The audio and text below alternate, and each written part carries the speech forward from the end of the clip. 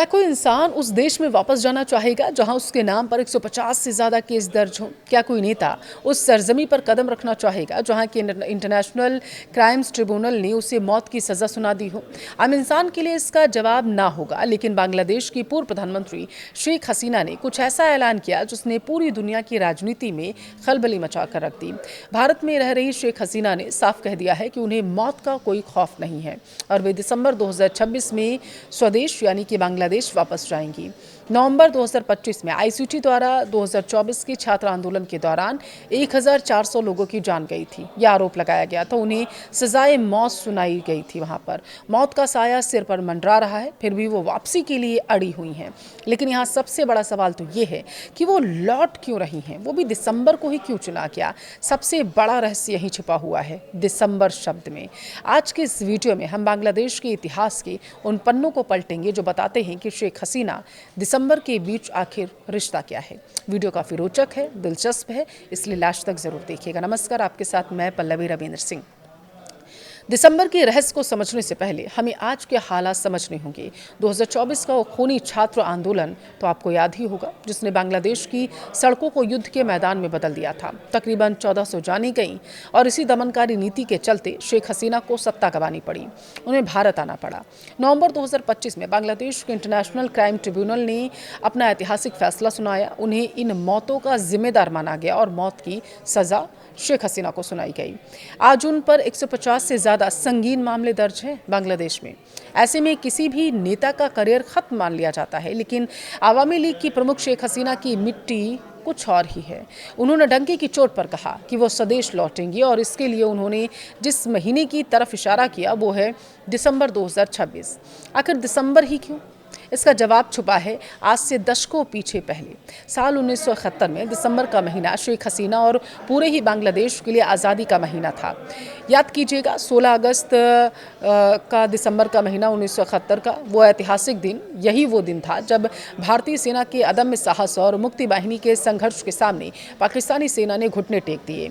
बांग्लादेश एक स्वतंत्र राष्ट्र बना और इस दिन को आज भी बांग्लादेश में विजय दिवस या फिर विक्ट्री डे के रूप में मनाया जाता है। इस आज़ादी के सबसे बड़े नायक थे शेख हसीना के पिता, यानी बंगबंधु शेख मुजीबुर रहमान। शेख हसीना के लिए दिसंबर केवल एक महीना नहीं है, या उनके परिवार की विरासत भी है, या वो महीना है जिसने उन्हें उनके देश को एक पहचान दी। इस महीने में लौटकर वे जनता के सामने खुद को उसी मुक्ति संग्राम की विरासत के रूप में पेश करना चाहती हैं। अब देखिए, माना यह जा रहा है कि सत्ता संघर्ष कैसे बढ़ेगा, दिसंबर क्यों लकी चार्म है, ये भी जानना बहुत ज़रूरी है। आइए चलते हैं साल 1990 में। बांग्लादेश में सैन्य शासक हुसैन मोहम्मद इरशाद का कड़ा शासन चल रहा था, लेकिन लोकतंत्र की मांग को लेकर एक लंबा जन आंदोलन भी खड़ा था।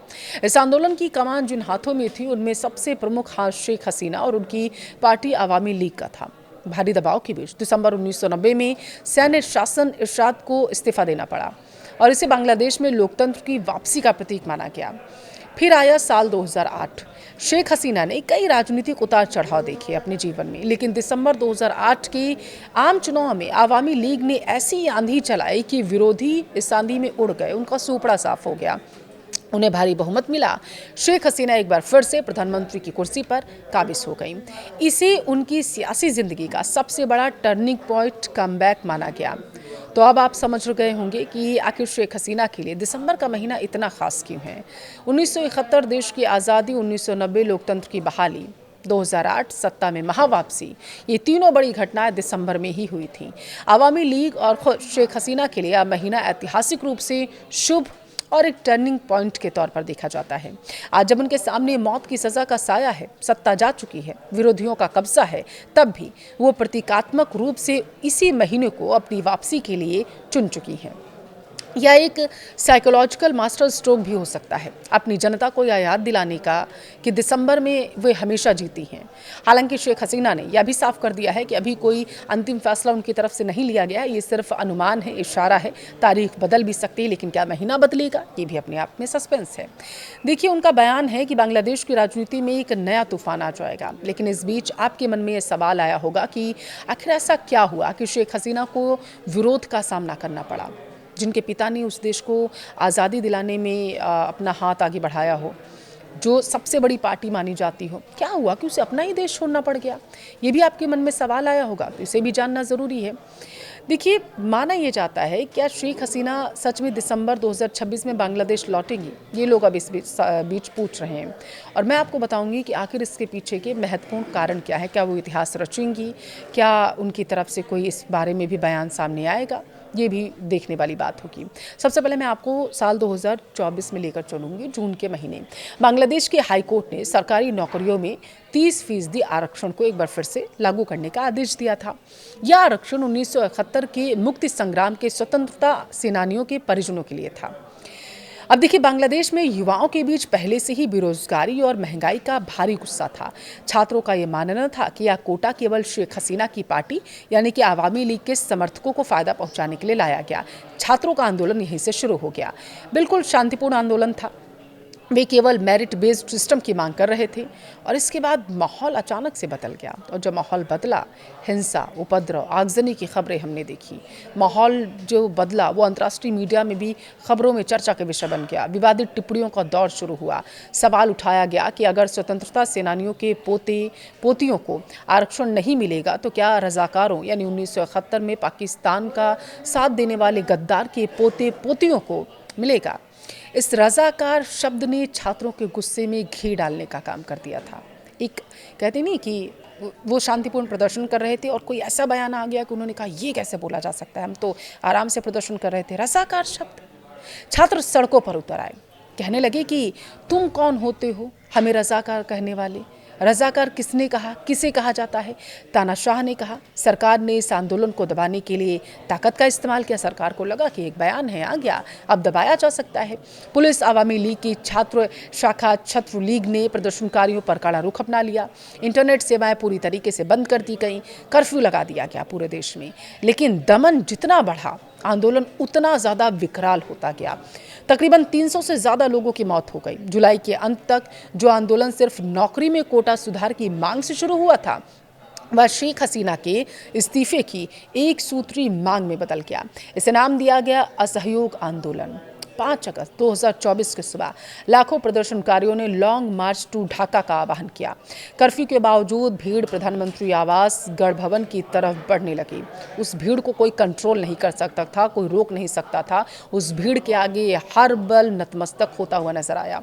बांग्लादेश सेना के प्रमुख जनरल वकार उस जमान ने स्थिति को देखते हुए शेख हसीना से साफ कह दिया कि सेना अब प्रदर्शनकारियों पर गोली नहीं चलाएगी और उन्हें तुरंत इस्तीफा देना होगा।